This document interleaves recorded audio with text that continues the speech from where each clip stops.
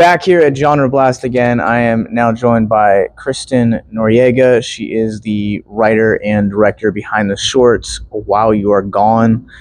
This short is fantastic. Just to put it very, very mildly. Can you guys just tell the audience just a little bit about what the short is? Yeah, so it's a young woman living in New York City. She's a lapsed writer who's, she ends up in a really shitty breakup.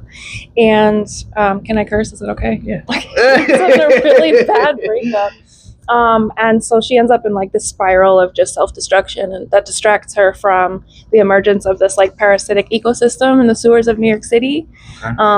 So it's a creature feature, and I guess that's how I would describe it. Yeah.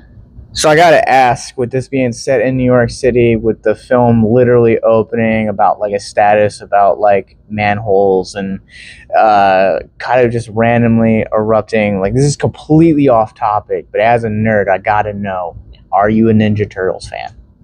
Yeah. Of course I am. Yeah, I definitely remember going to see those movies in theaters, had the soundtrack, everything. I guess it was Ninja Turtles 2 that had the 6 soundtrack, right? Yeah. Secret of the Ooze. Yes. Yeah, that's dope. Okay. Absolutely. I was just curious about that. Like, I just had to scratch my own itch for a second. Yeah. This movie is very atmospheric. It's very dark. I feel like it's been a long time since I've seen a film that has matched visually like the character journey of the protagonist. And just before we get into kind of really diving into like the narrative, can you kind of talk about the like that challenge of like having the visual aesthetic match the mood and like kind of the character journey? Yeah, I got so lucky with my cinematographer. I've worked with him on several projects as an actor, and so when he agreed to work for me as a director on my first film, he just brings so much of his own special like sauce, like skills, and so when I described to him the tone I wanted, I sent him pictures of lighting that I really wanted to see. He just took it and ran with it, and I'm so grateful. Like when you get to see on screen what was in your head, it's just like it's next level. It's really like hauntingly beautiful.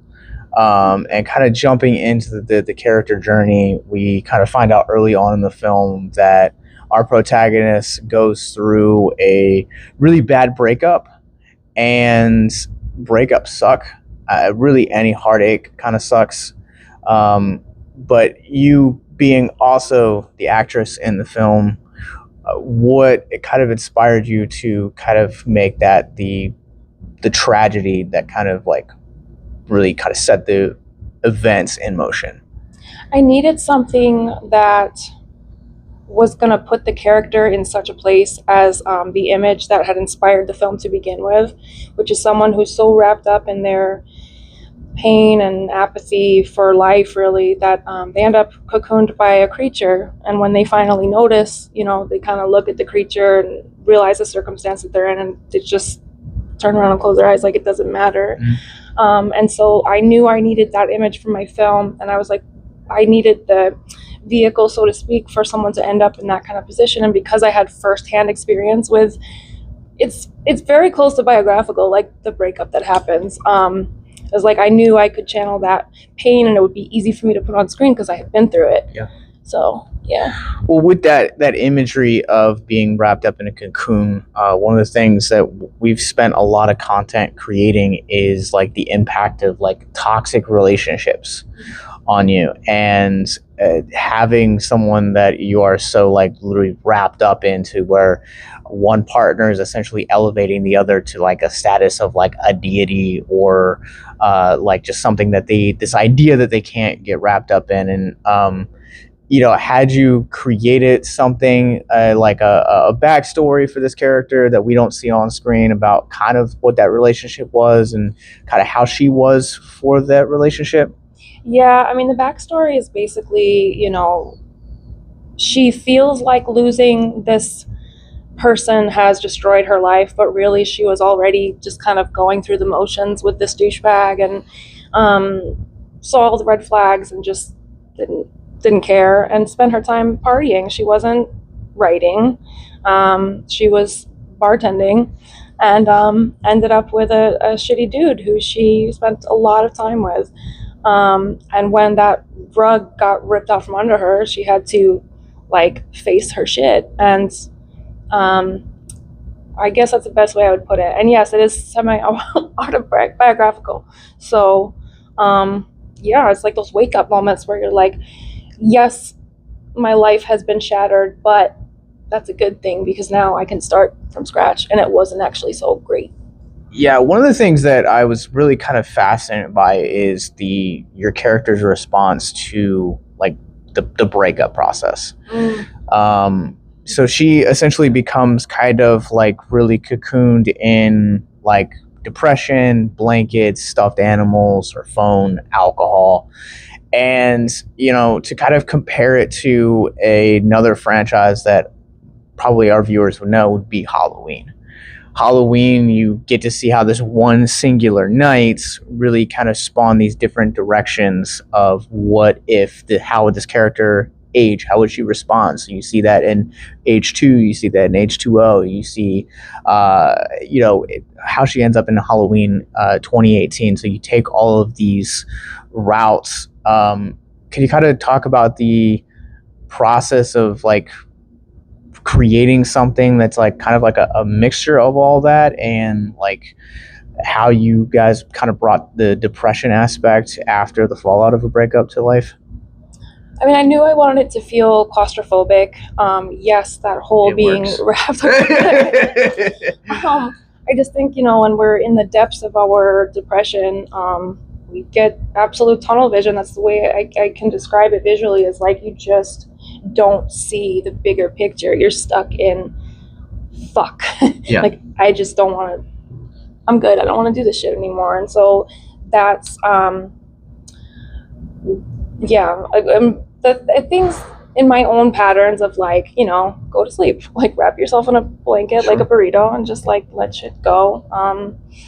And I didn't actually realize until I was watching the first or the rough cut, is that when she, wraps herself in a blanket and goes off into her drug-induced state, and the camera pulls down, it's literally like she's already cocooned herself in her own hot mess. And I didn't really recognize it because it's just kind of how I sleep, sure, believe it or not, with a long backstory of horror movies as a kid. But yeah. We all had that one film that has traumatized us to be on this journey of being fans of the genre. One of the things that I'm really curious about is, as you mentioned, like this is a creature feature, of course. You got to explain it a little bit for the Q&A here, sure, at GenreBlast, but I'm kind of curious if you can kind of talk about the process of how the creature elements came to be. Yeah, absolutely. I've always had a fascination with the urban legends of people, like flushing their baby alligator, or like all of the different exotic pets that people shouldn't have, maybe coming to an amalgamation of like, what the fuck? So that's kind of how I wanted it to be. So I pulled, all of these like images of reptiles and amphibians and like crazy stuff that I wanted, as I put to a concept artist I found on Fiverr.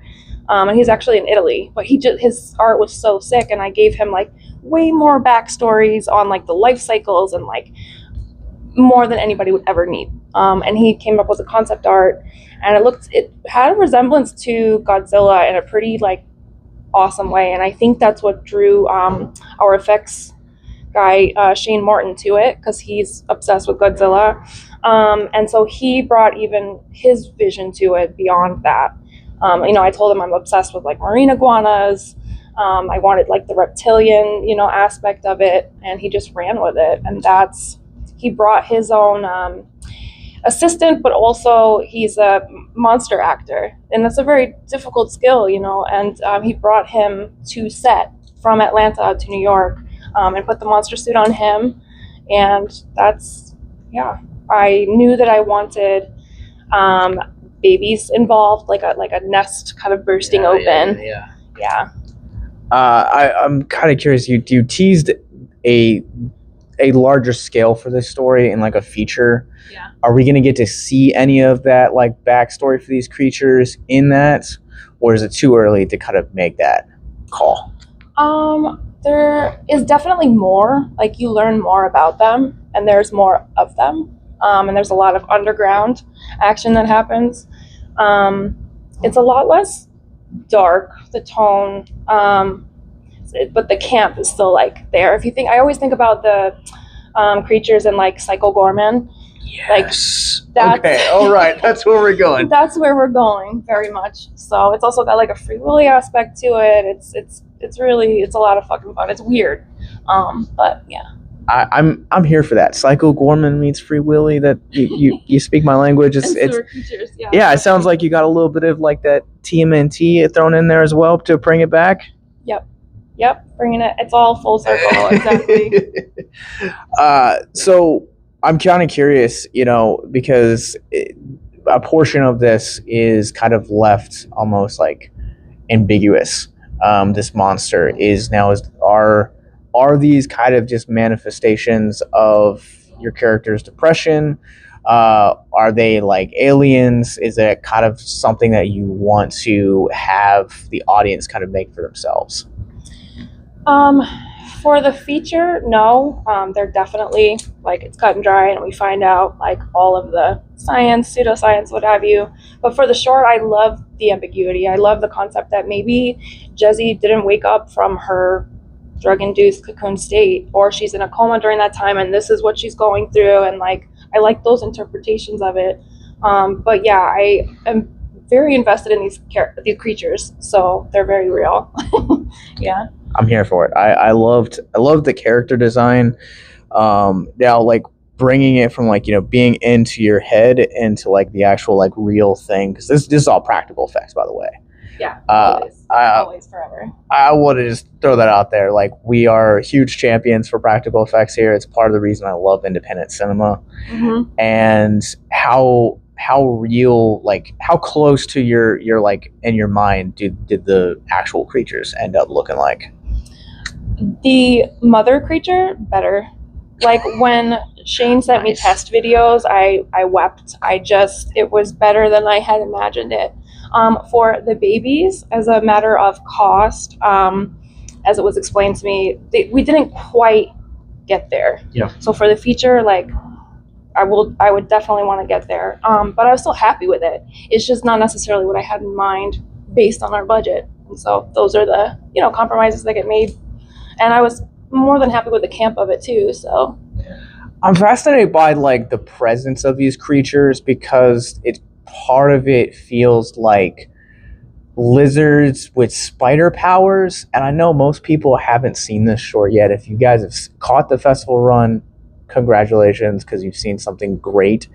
But can you kind of talk about like where the cocoon comes from? Because most reptiles don't produce that kind of stuff. Yeah, there's like a weird ecosystem that has evolved in the sewers in my world. Okay. Involving like symbiosis. So these cocoons are actually another thing. Time and budget. The cocoon is much more alive. Yeah. Like, it literally reached out and searched for her as she, is trying to get away in my original script. And it's just not something that time or funding permitted. So it's much more alive. And I guess we do show that, it's controlling her, the cocoon itself. But yeah, it's actually something that involves reptilian STDs that they've developed over the years. So that this cocoon actually finds its way through, toilets and whatnot, and sets itself up so that it's attracting the lizards to feed them, and it's a whole thing. Was not expecting reptilian STDs to come up in this interview, but here we are. So you talked about this kind of ending its festival run very shortly. You guys have been going for a year. Congratulations on all the festivals you guys have screened at and been a part of. When are we, like, what's kind of the next plan post this? Are you guys planning to bring this to like a platform like YouTube or Vimeo where people can kind of see it, or even like host it on like your website or something? Yeah, I think basically Vimeo or YouTube, and just pass it around that way, and then just hit the ground trying to get the feature going. So that'll be a new place to put my energy for sure. Well, my last question for you is kind of with the mental health of kind of the completion process. You stated several times in the interview that this was very autobiographical. This is a very heavy film. Thematically, was this kind of like a therapy? Did you kind of have like a sense of relief coming out on the other side of it? Or did you kind of feel like this was just kind of like the start of the iceberg of kind of exploring these feelings? It was oddly therapeutic. I suppose I knew it would be somewhat cathartic, but the way that Jesse actually reacts to the breakup, aside from the substance abuse, is kind of the way that I wish I had handled it. She cuts him out. No contact. And yeah, it's almost like that part of me is mostly healed now, being able to look at it and be far enough away from it to do that. Yeah, it was hugely helpful. And looking at past patterns in my life of coping with discomfort and dark times. Yeah. Well, so the movie's called While You're Gone. When You're Gone. When You're Gone. We'll edit that out. Let me start that over again. All right. Well, the movie's called When You're Gone, and keep your eyes on the lookout for it. We'll provide links if it does eventually become available for free. Where can people find you online, though? My Instagram handle is at Kristen Noriega, KristinNoriega, and that's only because at When You're Gone movie handle got hacked.